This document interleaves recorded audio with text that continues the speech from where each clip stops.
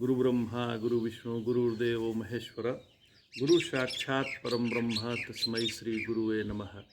सदाशिव समारंभां शंकराचार्य मध्यमाम् अस्मदाचार्य पर्यन्तां वंदे गुरु परंपराम्। ओम श्री गुरुभ्यो नमः। ओम श्री परमात्मने नमः। हम लोग जनक याज्ञवल्क्य संवाद पढ़ रहे हैं जो बृहदराण उपनिषद पर आधारित है एवं श्री गुरुदेव द्वारा रचित है, लिखित है, क्षमा चाहते हैं। नारायण गुरुदेव भगवान कहते हैं कि हे सौम्य, महर्षि याज्ञवल्क्य ने राजा जनक से बताया कि श्रुति कहती है कि मनुष्य योनि में संपूर्ण सुख से 100 गुना अधिक पितृलोक में सुख है। जो मनुष्य लोक में सुख है उससे जो 100 गुना सुख है वह पितृलोक में सुख है, और उससे 100 गुना सुख गंधर्व लोक का है। गंधर्व लोक में पितृलोक से भी 100 गुना सुख है। योग कर्मशः 100 गुना अधिक सुख कर्मदेवों का, अजान देवों का, प्रजापति लोक का और ब्रह्मलोक का होता है। तो तरतम रूप से भी ब्रह्मानंद सर्वाधिक है। इस श्रुति प्रसंग को राजा को और विस्तार से बताने का मुनि ने प्रतिज्ञा किया था। सो मुनि अब इस प्रसंग को और विस्तार से बताते हुए कहते हैं कि हे मुनिवर,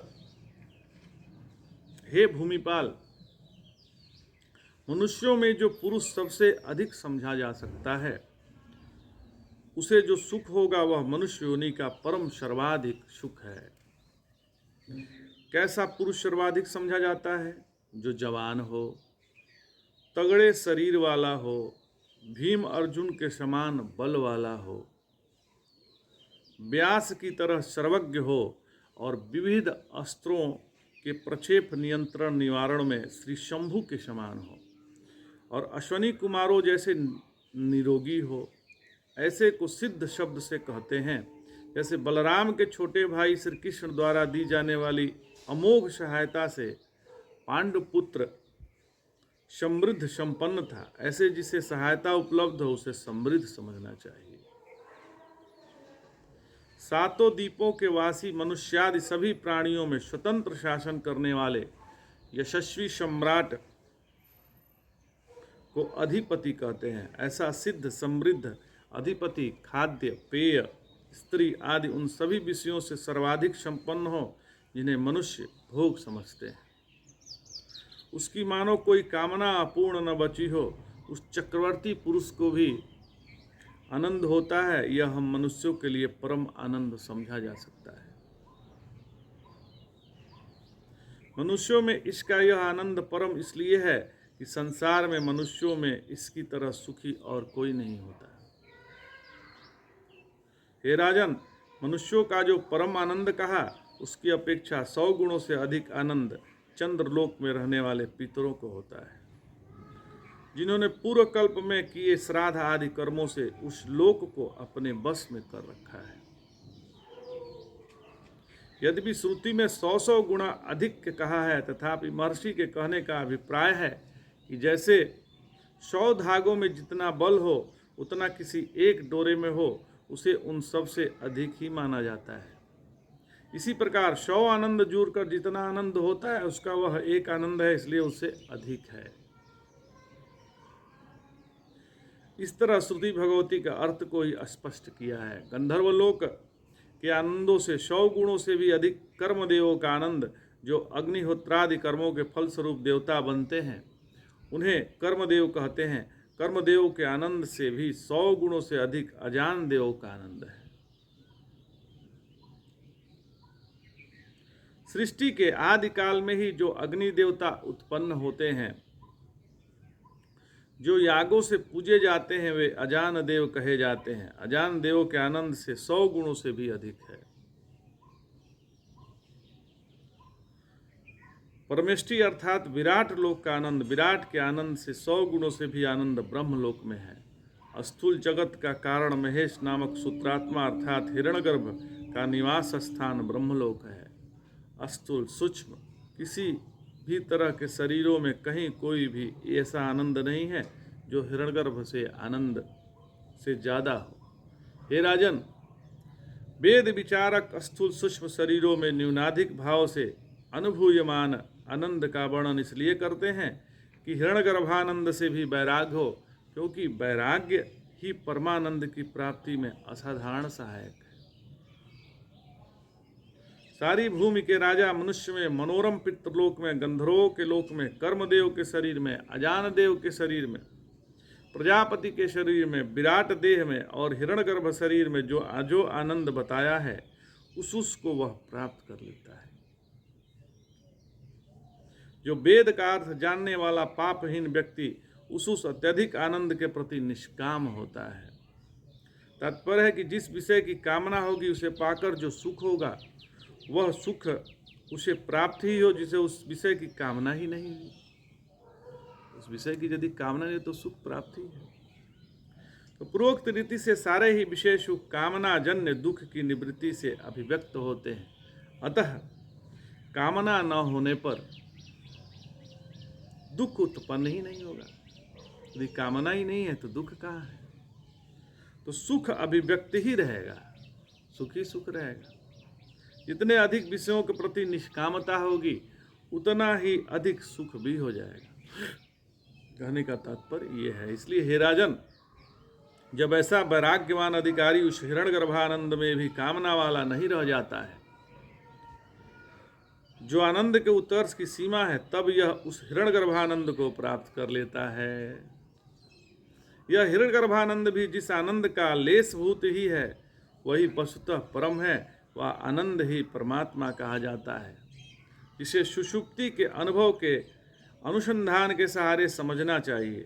सूत्रात्मा हिरण्यगर्भ का आनंद बाकी सबके अपेक्षा अधिक है, लेकिन उससे भी परे है परमात्मा का स्वरूपभूत आनंद, जो मन वाणी विषय नहीं और निरपेक्ष होने से, जिसमें कमोबेश की संभावना नहीं, अव्याकृत रूप उपाधि वाले सविशेष और अव्याकृत के भी साक्षी निर्विशेष का स्वरूपभूत आनंद ही परम है। सविशेष निर्विशेष के आनंद में अंतर नहीं, क्योंकि वस्तुतः जो निर्विशेष है वही बद्ध दृष्टिया सविशेष समझा जाता है। हिरण्यगर्भ तक तो आवरण है, अतः सुख परिच्छिन्न ही है। ईश्वर में आवरण नहीं, अतः सुख में परिच्छेद की संभावना नहीं। हे राजन, आनंद मीमांसा में श्रुति ने ब्रह्मलोक का आनंद कहकर भी यह कहा कि जो देवता, जो वेदज्ञ निष्पाप निष्काम होता है वह उसे पा लेता है। हे सौम्य, परमानंद स्वरूप इस आनंदात्मा का उपदेश देकर याज्ञवल्क्य महर्षि ने विदेहवासी जनक से कहा, हे राजन, सुसुप्ति में प्राप्त होने वाला जो ब्रह्मलोक में तुम्हें बताया था वह यही परमानंद है, जो हिरण्यगर्भ से भी अधिक है।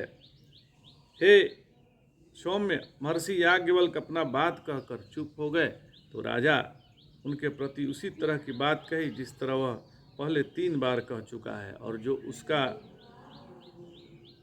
यह अभिप्राय सूचित कर देती है कि वरदान द्वारा वह जो ज्ञान पाना चाहता था वह अभी तक के उपदेश से उसे मिला नहीं। भाई फिर वही बात कर रहा है, दान देने वाली बात। हे सौम्य सुनो, जब विदेहराज जनक बोलते हैं कि हे मुनिवर, आपके द्वारा विद्या में शिक्षित हुआ मैं इस विद्या से निमित्त आप गुरुदेव के ये 1000 गायें दक्षिणा रूप में भेंट करता हूँ। इसके बाद आप वह सुनाए जिससे खासकर मोक्ष की प्राप्ति हो। अभी तक तो वही सुना रहे थे, फिर वो कह रहे हैं कि आप खासकर वो सुनाइए जिससे मोक्ष की प्राप्ति हो, और कुछ न सुनाए।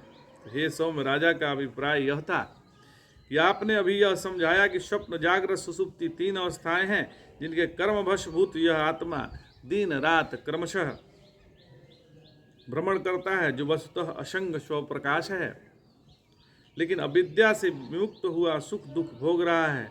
स्वप्न और जागृत की प्राप्ति भोगप्रद कर्म रहने से होती है, और भोगप्रद की प्राप्ति भोगप्रद कर्म रहने से होती है, और भोगप्रद कर्म न रहने पर यह सुषुप्ति अवस्था पाता है। यहाँ यह परमानंद निज रूप में पहुँचता है और इस घोंसले की तरह है जिसका थका हुआ पक्षी आराम करने आता है। इस विषय में इतना जान लेने पर भी मोक्ष नहीं हो जाता। जागृत अवस्था में मरण जन्म आदि परिवर्तित हमेशा होते हैं। अब पुरुष को विविध कामनाएं तो रहती ही हैं। अनेक युक्तियों से अपने आत्मा में इन सब का निषेध अभी तक नहीं किया, इसलिए प्रश्न बना रहता है कि मोक्ष में प्राप्य आत्म स्वरूप से उल्टा जो कर्तृत्व भोक्तृत्व आदि शोक में घिरा हुआ आत्मा है, उसी से जो स्वयं को एक में एक समझने वाला संसारी है, वह परमानंद रूप कैसे हो सकता है।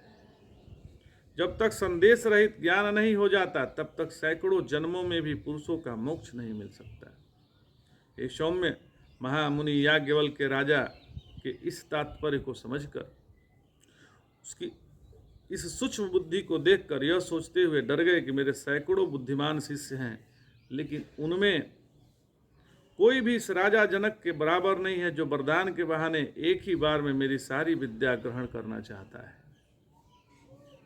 जो कई सालों में भी नहीं मिल पाती है।